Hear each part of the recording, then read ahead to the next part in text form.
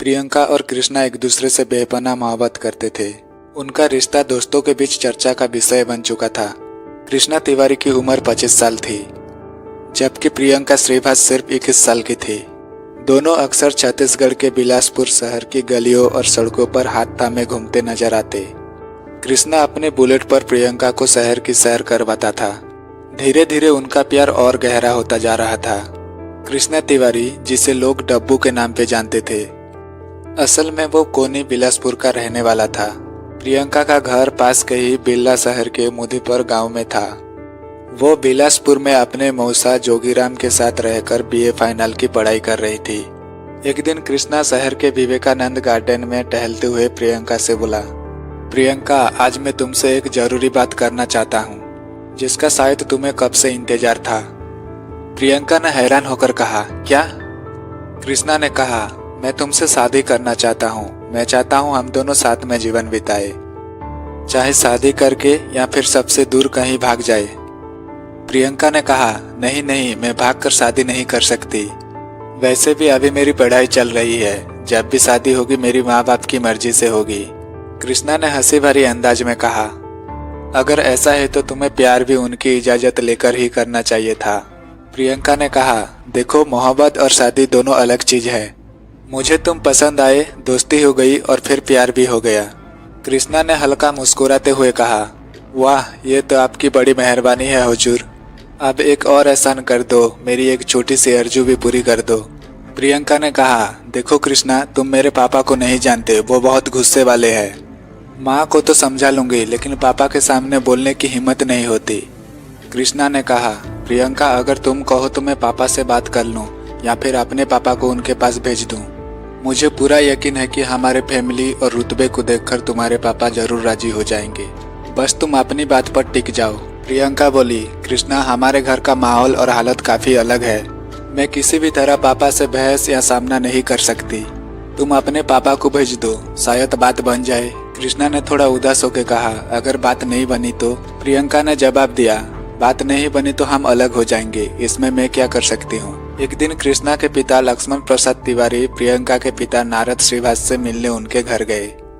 नारद श्रीवास के एक बेटा और 2 बेटियां थी। वो एक किराने की दुकान चलाते थे।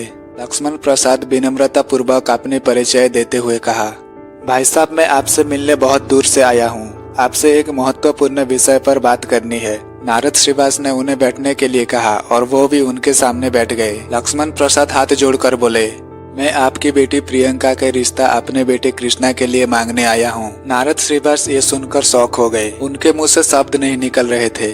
तब लक्ष्मण प्रसाद बोले, भाई साहब, मेरे बेटे कृष्णा को आपकी बेटी पसंद है। हम भले ही जाति से ब्राह्मण हैं, लेकिन बेटे की इच्छा को सम्मान देते हुए मैं आपके पास आया हूँ। उम्मीद है कि आप मना नहीं करेंगे। नारद श्रीवास के चेहरे का रंग ये सुनकर बदलने लगा।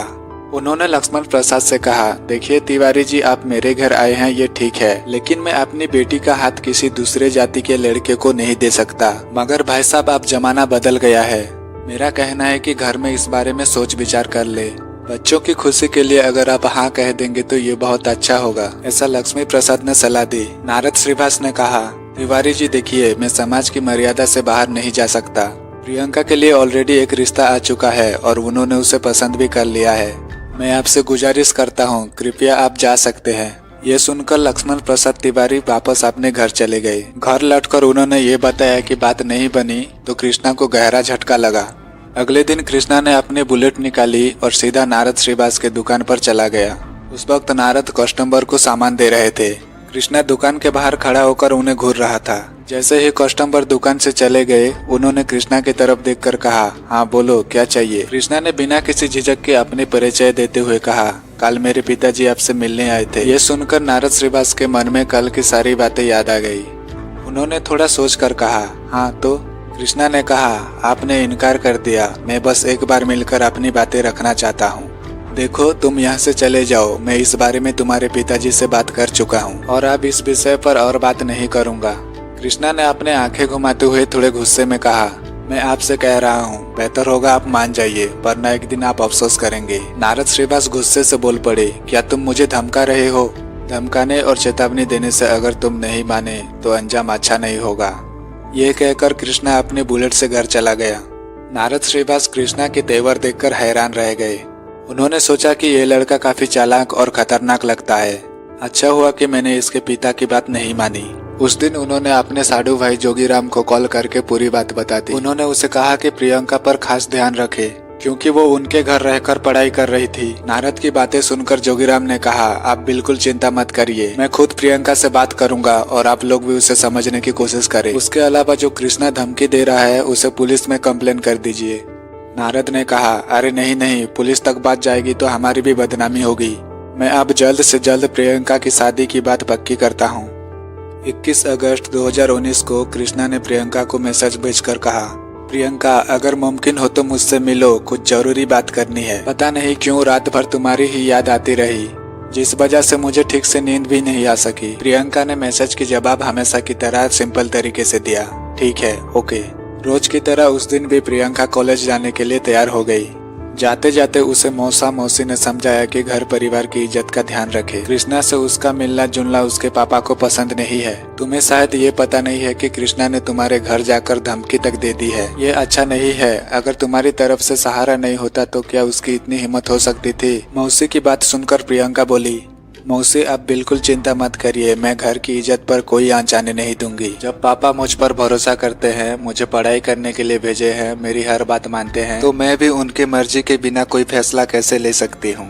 आप निश्चिंत रहिए। मौसी ने उसे बताया कि जल्द ही उसकी सगाई एक इंजीनियर लड़के से होने वाली है, इसलिए उसे कृष्णा से दूर रहना चाहिए। प्रियंका हर दिन की तरह कॉलेज चली गई। कॉलेज की पढ़ाई के बाद प्रियंका जब क्लास से बाहर आई तब कृष्णा का फोन आया। दोनों की बातचीत हुई तो प्रियंका बोली, मैं अभी कॉलेज से निकल गई हूँ, थोड़ी देर में तुमसे मिलती हूँ। प्रियंका अक्सर राजेश कॉलोनी में स्थित कृष्णा के किराए के मकान में जाया करती थी। वो जगह एक बॉयज हॉस्टल जैसी लगती थी। प्रियंका और कृष्णा वहाँ बैठकर अपनी बातें और सुख दुख शेयर करते थे। जब प्रियंका ने उसे वहाँ आने की बात की तो कृष्णा बहुत खुश हो गया। कृष्णा एक आजाद मिजाज का लड़का था जो घर के नियमों से बंधा नहीं था। आवारागिरी और फैमिली से मतभेद के कारण उसके पिता ने उसे लगभग घर से निकाल दिया था। इस वजह से कृष्णा एक किराए के मकान लेकर रहता था, जिसमें और भी लड़के पढ़ाई करने के लिए रहते थे। अपने खर्चे निकालने के लिए वो पार्ट टाइम कार वॉशिंग का काम करता था। कृष्णा काफी टाइम से प्रियंका का इंतजार कर रहा था। जब वो नहीं आई तो उसने परेशान होकर उसे फोन किया। प्रियंका ने बताया कि वो अपनी दोस्त के साथ है और पहुंचने में थोड़ी देर लगेगी। कृष्णा उससे मिलने के लिए बेताब था। जब काफी देर के बाद भी प्रियंका नहीं आई तो उसने फिर से कॉल लगाया। प्रियंका बोली, बस पहुंच ही रही हूँ, मैं अशोक नगर आ गई हूँ। ये सुनते ही कृष्णा ने थोड़े गुस्से में कहा, ठीक है, वही रुको, मैं आ रहा हूँ। फिर कृष्णा वहाँ पहुँच गया जहाँ प्रियंका अपने दो सहेलियों के साथ खड़ी थी।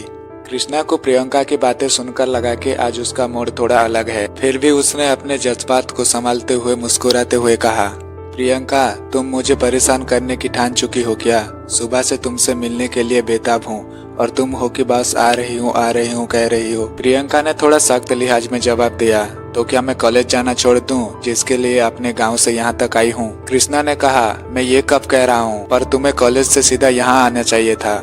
2 घंटे से तुम्हारा इंतजार कर रहा हूँ, कम से कम मेरी बेचैनी का तो सोचती। प्रियंका ने गुस्से से कहा, और तुम मेरे घर जाकर तमाशा क्यों कर रहे हो? पापा से तुमने क्या बात की? तुम ऐसे कैसे बोल सकते हो?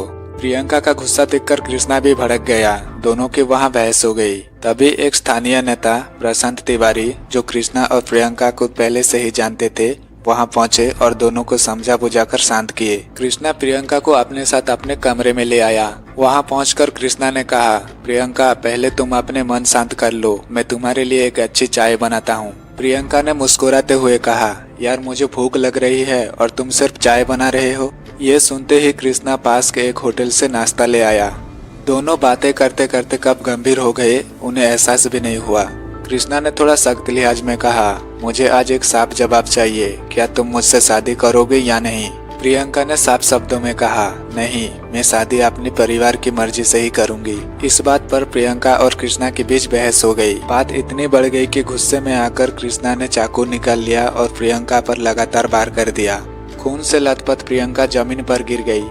उसे अधमरी हालत में छोड़कर कृष्णा वहाँ से भाग गया।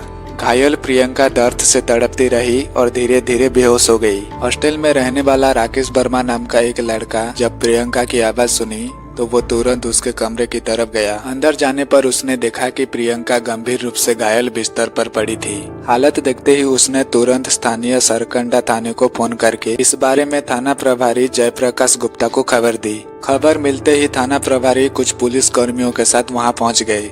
वहां पहुंचकर उन्होंने देखा कि एक जवान लड़की खून से लथपथ बिस्तर पर पड़ी थी और उसकी जान जा चुकी थी। थाना प्रभारी ने इस बारे में अपने उच्च अधिकारियों को भी सूचित कर दिया। एडिशनल एसपी ओम प्रकाश शर्मा और सिटी एसपी विश्व दीपक त्रिपाठी भी तुरंत वहां पहुंच गए। दोनों अधिकारियों ने स्थिति का जांच करने के बाद लाश को पोस्टमार्टम के लिए भेजने का ऑर्डर दिया। अधिकारियों के चले जाने के बाद लाश को थाना प्रभारी ने पोस्टमार्टम के लिए भेज दिया। हॉस्टल के स्टूडेंट्स से पता चला कि ये कमरा कृष्णा का था जिसमें ये घटना घटी थी। प्रियंका के फोन से पुलिस को उसके मौसी और पिता के कॉन्टैक्ट नंबर मिले, जिसके बाद पुलिस ने उन्हें फोन करके हॉस्पिटल बुलाया।